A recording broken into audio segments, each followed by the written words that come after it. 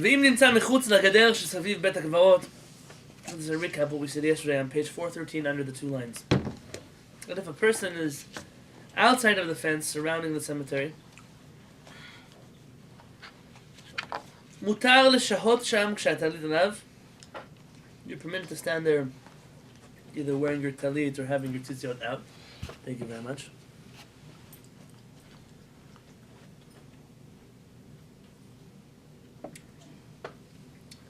אפילו הוא בתוך 4 אמות מן הקברים, even if he's within 4 amot of the graves. So imagine there's a grave up until this wall.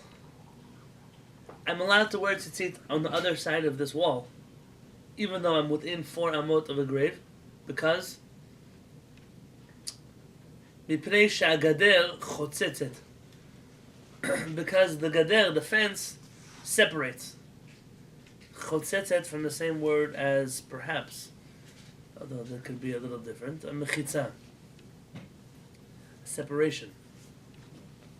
That's interesting. What kind of separation is it? If you look at the Kohen, he can't do that. So there's something that. What do you mean? Well, the Kohen couldn't stand right outside if the grave were right there. You'd have to be farther away. Perhaps the from laws of Tuma and Tahara are different. Okay. Laws of purity and purity. That could be.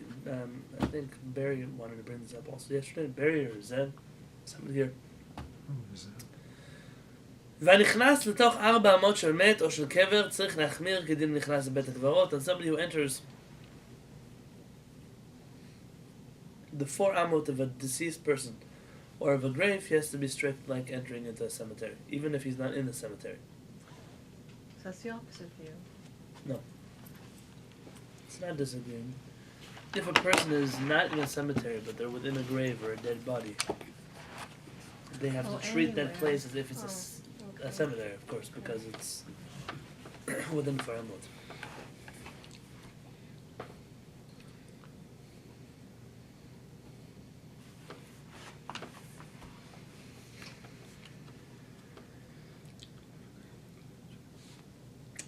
Now here's an interesting question. What about when a person comes to a funeral home and the body is laying there in the front of the room? Is this room considered the territory of this body? Meaning, is it like a cemetery for that moment? In which case, I'm within the walls and I have to put my tzitziot in? Or because it's not really a cemetery, I only have to be within 4 amot of the deceased in order to have to put my tzitziot in? Well, since usually people frequent, dead bodies are frequent there, because I would consider it a whole room. Sure. Okay, this is. It's kind of like a cemetery. It's its own. Kind of like yeah, you're still near a dead body. Yeah. I don't know that it has to be this way. I mean, it could be. What if it's not a funeral home? What if it's just a place where they?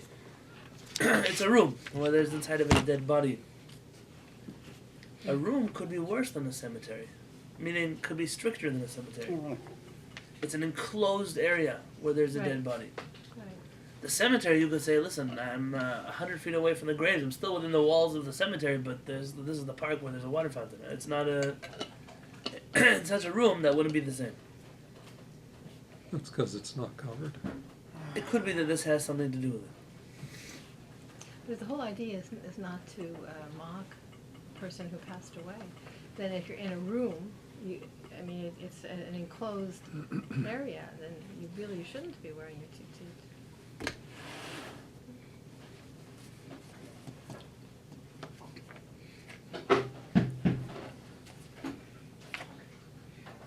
Didn't in the old days bring the body to the house where he lived, where the person lived, and they would have the wake Leave it off. at home? I remember that as a kid. And they used to do it that way in Texas. What? Tell me again. Huh? What do they do? That's not true. A person would pass away, the body would go to the funeral home to get fixed, ready for burial, and the wake would be held at the home of the person where that person lived. Yeah, could be. Yeah. Sure. I think that's the old way people used to do it. And it seems like in the Sephardic world that was the thing. The bodies would be at the home. Yeah. That's I remember that as a where the kid. They eulogies don't do it took anymore, place. but they used to do it that way. So a little bit different is that what's done today is, especially in the non-Jewish world, is the bodies all dressed up and all kinds of stitches and all kinds of things to make They look better then than they did when they were alive. You should know, I don't have a clear-cut halachic directive on this. The laws of burial are not as simple as you think they are. What do I mean? You've been taught your whole life that Jews, we believe in burial on the earth. We don't touch the body, we don't do embalming, we don't do cremations, we don't do just burial on the earth. It's not halachically true. Not at all. Yosef was Very embalmed. good. Yosef was embalmed. Yeah, Why would it, but but nobody else was. He was using it. it wasn't the only one in Tanakh. If you Google this, Oh, embalming in Jewish literature, cremation in Jewish literature, you'll find some interesting things that you might not have thought about beforehand. Cremation. You'll find some interesting things you might not have thought about beforehand.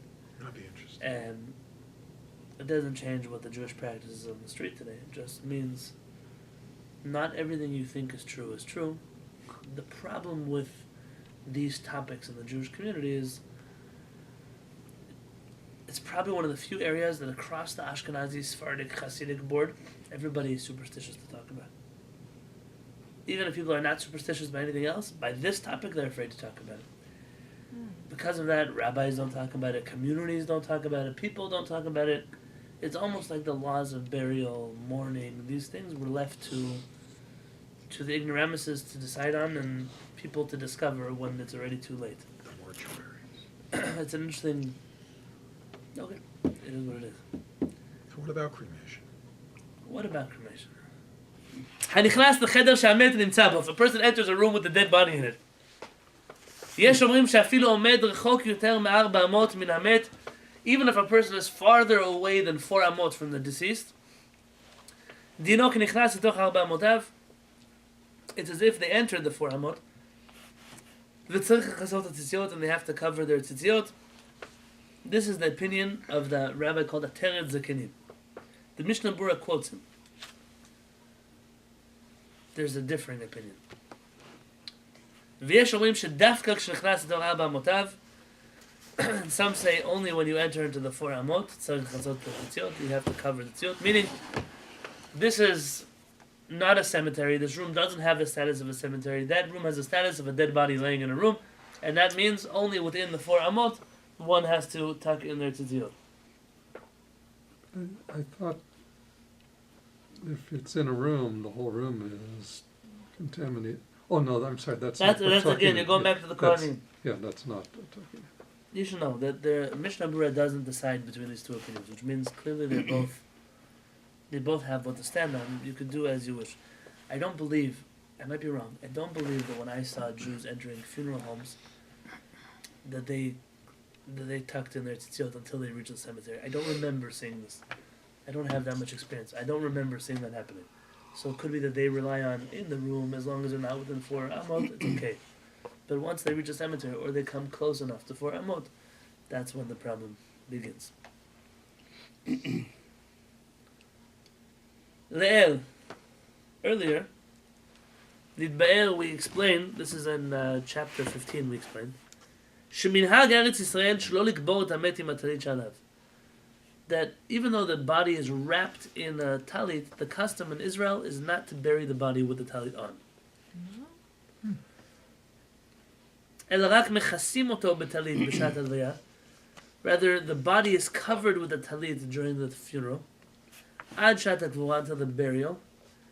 וקודם סתימת הגולל מסירים הטלית מעליו. And before they seal the coffin, or not the coffin, the grave, they pull out the talit from the body. do really? Yeah.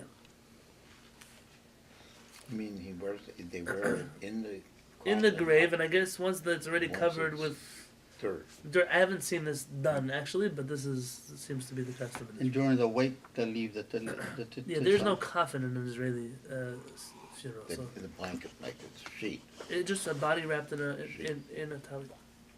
I think maybe Israeli soldiers also have a flag on top of them. I don't remember, but it could be that they're covered in a flag. Don't hold me to it. ובחוץ לארץ, and outside of Israel, מנהג כמה קהילות. It's the custom of a few communities לקבור את המת מכוסה בטלית. To bury the deceased inside of his talit. So they don't remove the talit. V'yesh nohagim, some have the custom, kodem hakvura, before the burial, lifsol tzitziot, to make the tzitziot pasul. או לקשור אחת הכנפות באופן שיהיה הבגד פטור מציצית, or to tie one of the corners in a way that it would no longer count as tzitzit on one of the four corners, and it would be a four-cornered garment without four corners of strings. So in other words, they leave the talit in there, but they just It's change a it. pasul talit, yeah, That's here or in Israel? outside of Israel. Okay.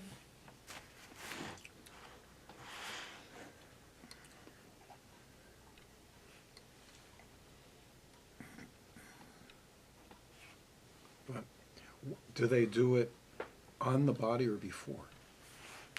Probably before. Probably. So I don't know. why not just use a sheet? If it's pasul, the talit no longer has a status of kedusha. What's the purpose for using a talit and not like a blanket?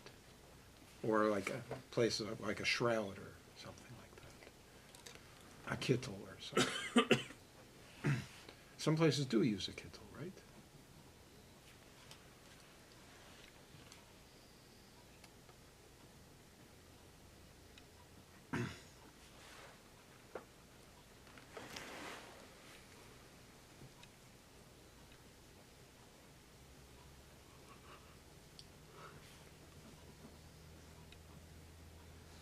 There's an argument about this already in the times of the Rishonim, but there's proof in the Gemara that a person is buried inside of their talit. Some rabbis want to say that it's only then when they wore a talit all day, meaning it was part of their clothing. They wouldn't take off their talit in order to bury them. But for those who don't wear a talit on a regular basis, we wouldn't wrap them up in a talit specifically to bury them in it. Does that include the poncho we were talking about, the garment? Yes. Maran writes in Yoreda, En kovrin et hamet, we don't bury a body, ela b'talit shel b'tzitzit. Meaning we only bury a body with a talit that has kosher tzitzit. That's Maran's custom. The talit must have kosher tzitzit on four corners. Okay. And you leave it on? Oh, then this is Eretz Yisrael. He And is. the Ramah writes in his notes, V'yeshomim, when some say, the en tzarich tzitzit, that it doesn't need to have tzitzit on it. And they says v'nagu lekovro b'tzitzit, but here in Ashkenaz the custom is to bury him in tzitzit. Ach poslim tchilat tzitzit o korchin achat min hakanfot. Either we make the tzitzit pasul, or we tie one of the corners in a fashion that it makes the talit pasul. What about women? Do they bury women in tzitzit? I don't think so. No. I don't think so. Do you want to really know the answer to this question?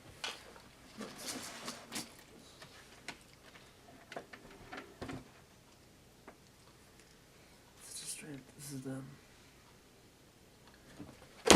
the customs of Jewish burial are very strange. You probably haven't seen a real Jewish funeral outside of Israel. This is the many customs of how they enter the cemetery, what they say when they walk, the 7 times all kinds of. Rabbi Yosef writes here in the laws of funerals. I'm reading from the father of Rabbi Yosef. Kshemotziim et hamet, when we take out the deceased, meaning to the cemetery. Tzarich lechasoto b'talit gadol im tzitzit k'halacha. We must cover him with tzitzit, in a big talit with tzitzit on it, halachically kosher tzitziot. Ulekovro b'talit sheyesh bo tzitzit, and to bury him inside of a talit that has tzitzit. Achaminhag, but the custom, and he's referring to Israel, lehasir talit echutz b'shat hakvura. But while we bury the body, we take off the talit once he's already in the ground. Only one of the corners, or? You take off the whole garment, the whole all talit. of it, okay. Laisha, what about a woman? Mechasim ota beparochet hamiyuchedet lekach. They cover her with a special kind of parochet, like what would hang in front of their own kodesh, but a special one that is made for funerals. Also, chutz la'aretz.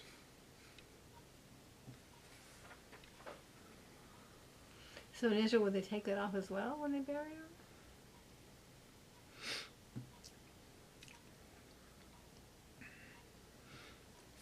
Do you want me to read you the footnotes here?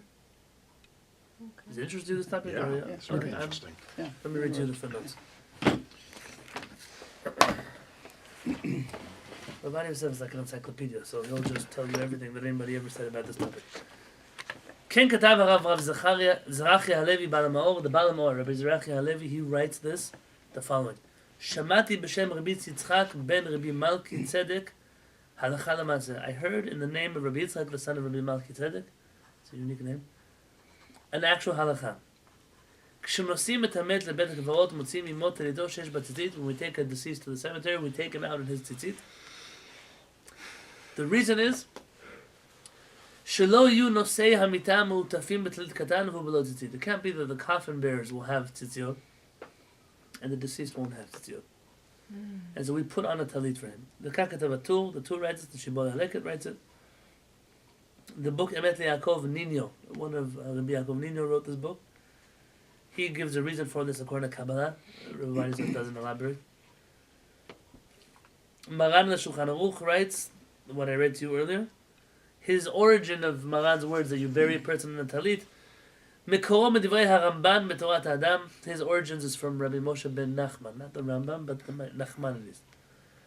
The Katav Shatam Mishum Loeg Darash, and his reasoning is that exactly this. We don't want to laugh at him, we don't want to mock him, that all of us are wearing tzitziot and he's not.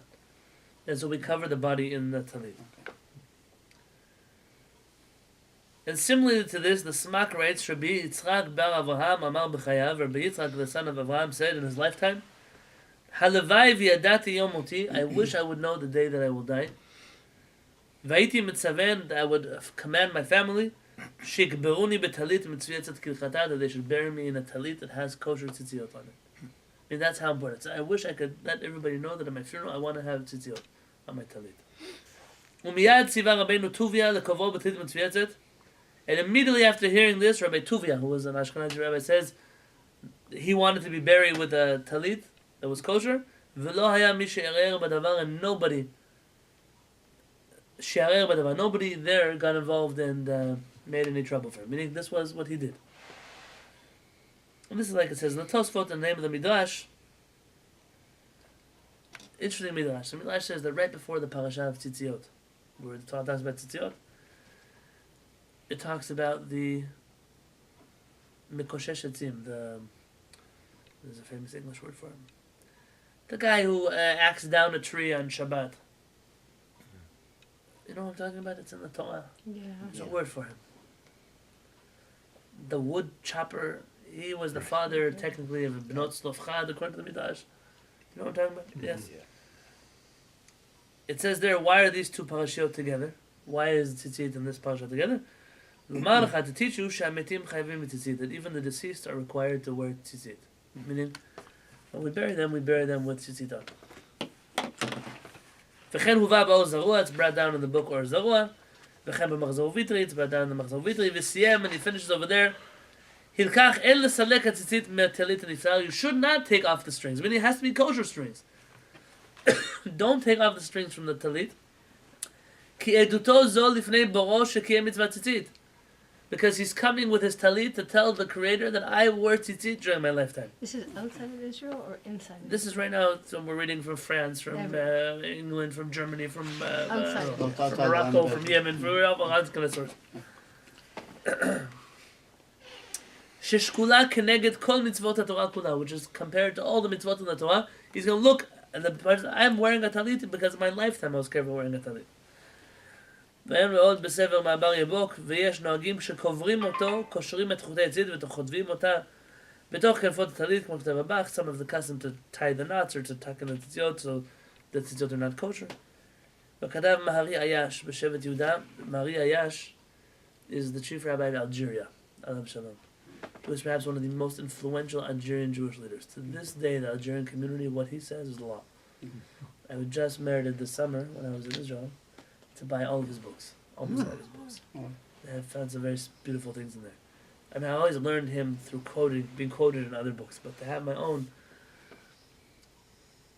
just recently I came across a teaching of his, where he demands that Jews start making a bracha before they wash their hands for bread.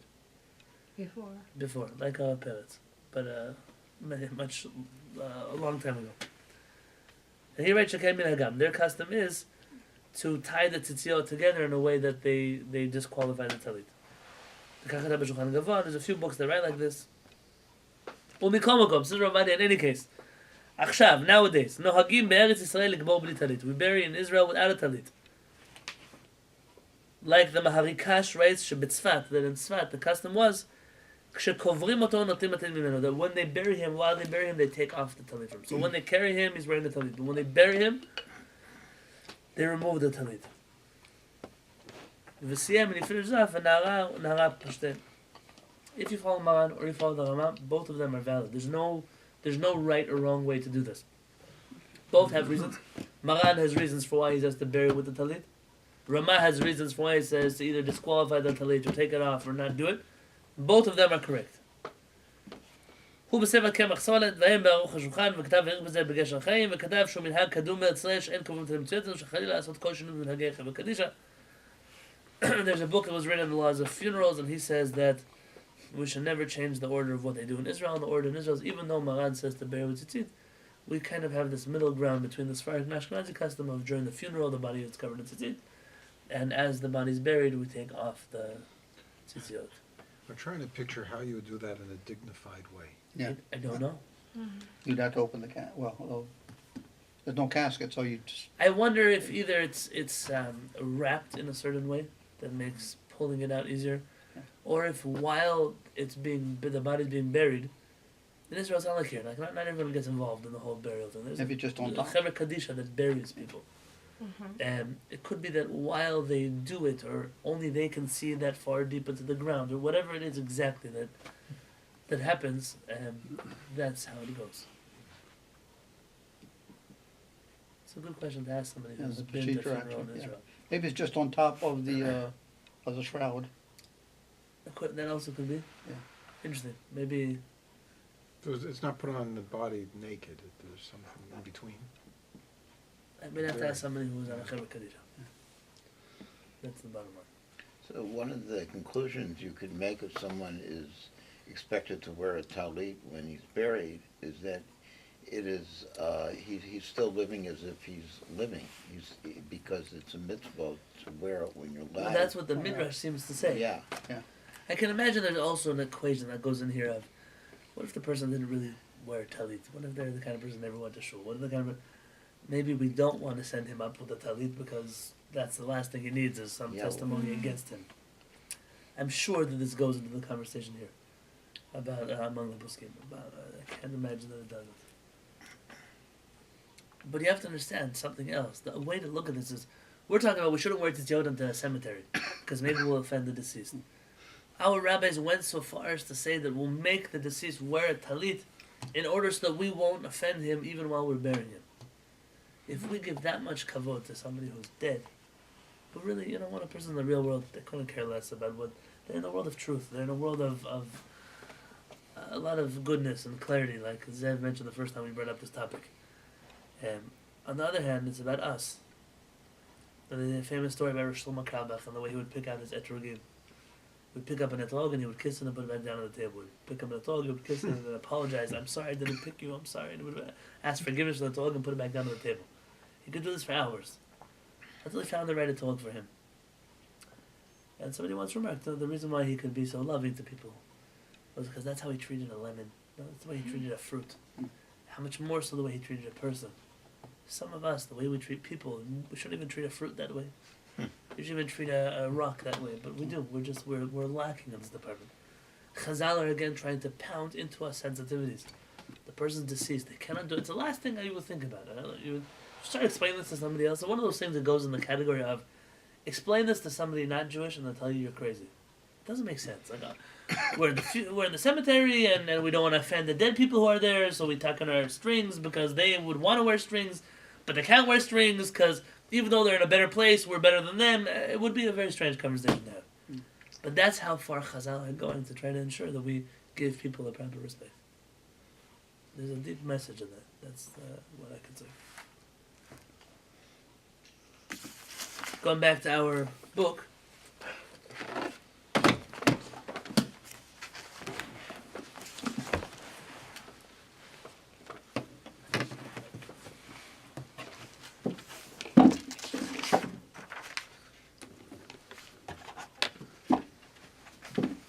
If a person is not so righteous, not so good, should you still give them a good elegy if you're giving a speech? Eulogy. Eulogy, excuse me. Yeah, it's an elegy. Ele- No, eulogy is right, but I was just thinking you can make an elegy too. Elegy is like a poem. oh, okay, there you go. So you weren't wrong. Yeah. So, Because, it's like, is it more important to be respectful to someone even though they were a Rasha? Or does one speak this, as unfitting as the person seems to deserve? we read you from Shulchan Aruch. This is found in Yoredah in chapter 344. Shin Good Dalet Mem. I just wrote an article about it recently. Have you memorized this? So, let me find for you this. 44. Let's see. You gonna raise me to it? It's pretty impressive. No, I recently heard an article about this. Don't hold me. Don't think I'm some. Okay. Here.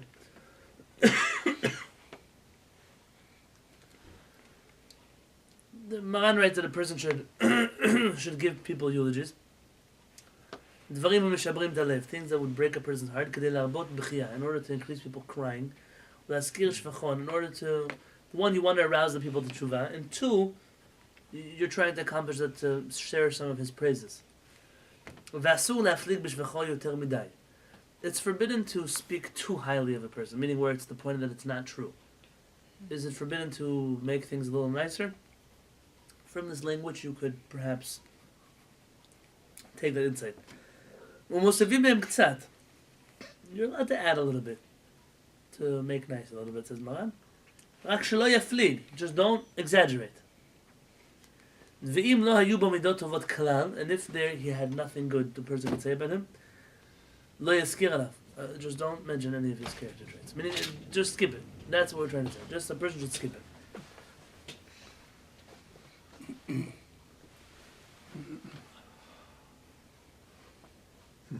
And then we say v'chacham v'chasid, and a righteous person and a wise person, a Torah scholar, maskirim lehem chochmatam v'chasidutam. We speak about their righteousness and about their scholarliness. V'chol hamaskir al mi shelo haya bo klal. And anybody who speaks about the deceased, something that's not true about them. O shemosif lahaflig yoter midai al ma shehaya bo. Or he exaggerates too much about some of the good character traits in a way that's not true anymore. Gorem ra'a la'atzmo v'lamet. He causes bad to himself and to the deceased. At Harav Peretz's mother's funeral, he took away the microphone from one of the rabbis. The rabbi said that his mother was as righteous as Devorah the prophetess. And her parents took away the microphone. He said, "You're a liar." He said, "My mother was a very righteous woman." He said, and you could say about her that she was even exceptionally righteous, even if you want to exaggerate. But telling her that she was like Devorah the prophetess is a lie. He said, his mother, he said, is in the world to come, and she's in a place of truth.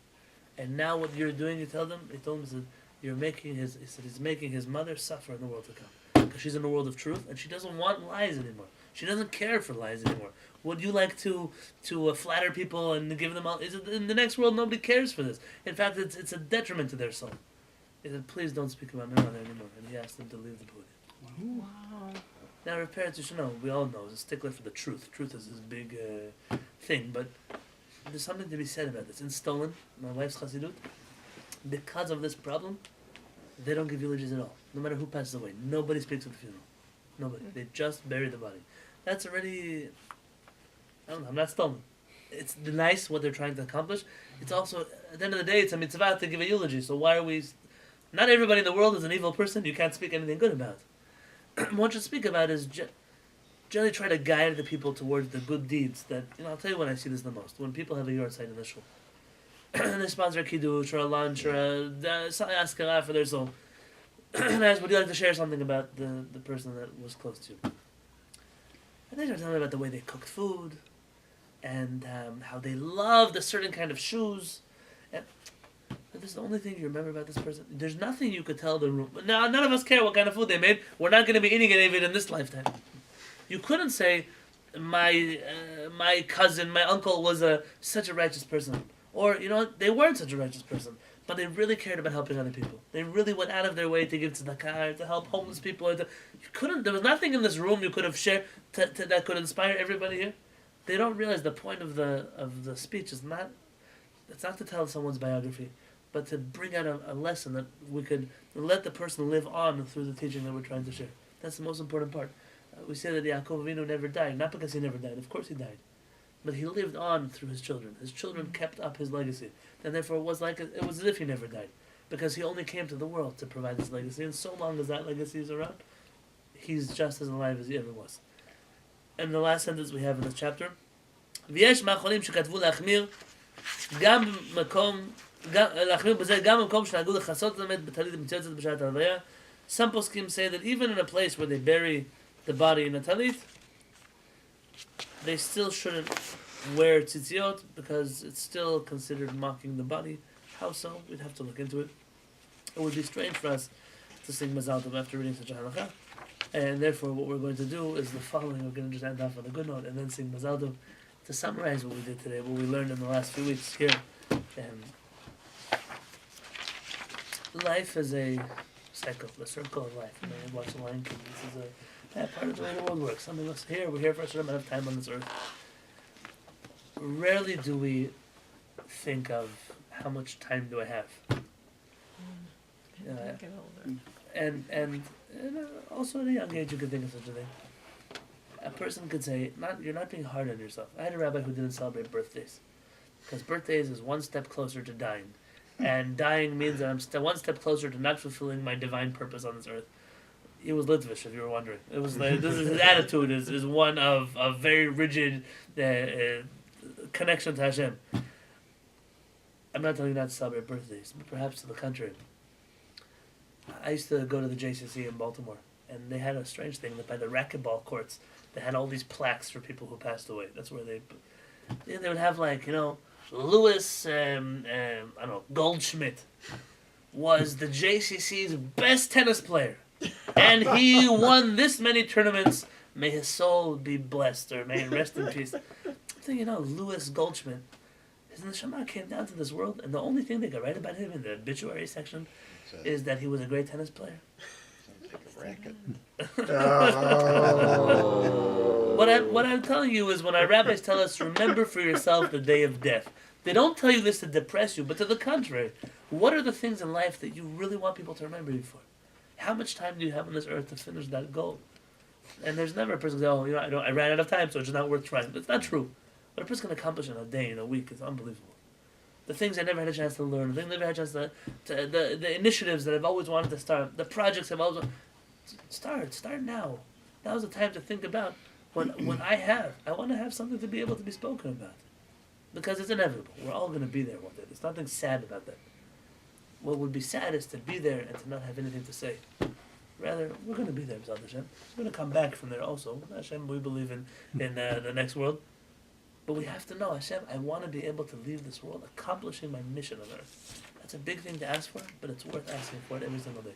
But Hashem will guide us on that path to be able to come to this world and to do the tikkun, to do the fixings that we really need to do, the things we really came here to do, to not get stuck on the other things.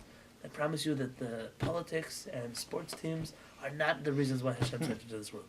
There are much greater, loftier things that Hashem put you here. And B'ezrat Hashem, together as a community, as a kollel, we'll work together to learn together. Definitely learning Torah is part of the reason we're here. And what we do with this Torah, that's already a whole new world. Hashem will keep us going to the next chapter, then the next chapter, and the next chapter. Siman tov, u'mazal tov, u'mazal tov, siman tov, siman tov, u'mazal tov, u'mazal tov, siman tov, siman tov, u'mazal tov, siman tov, yehelanu, yehelanu, yehelanu, lechol Yisrael, yehelanu, lechol Yisrael, David melech Yisrael, chai v'kayam, David melech Yisrael, chai v'kayam. Raul, mazal tov, mazal tov. We should finish many, many more chapters together.